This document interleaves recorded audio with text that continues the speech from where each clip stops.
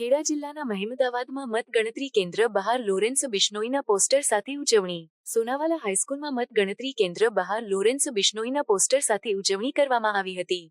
આ ઘટના વિવાદાસ્પદ બની છે કારણ કે પોલીસ બંદોબસ્ત હોવા છતાં લોરેન્સના પોસ્ટર ફરકાવાયા હતા.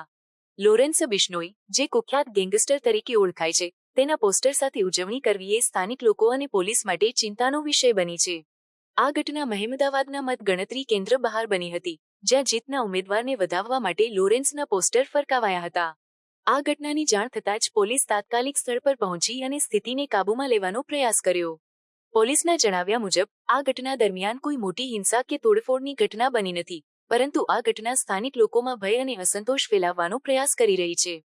લોરેન્સ બિશ્નોઈના પોસ્ટર સાથે ઉજવણી કરનારાઓએ જણાવ્યું કે તેઓ જીતના ઉમેદવારને વધાવવા માટે આ પોસ્ટર ફરકાવી રહ્યા હતા. પરંતુ આ ઘટના સ્થાનિક લોકો અને પોલીસ માટે ચિંતાનો વિષય બની છે.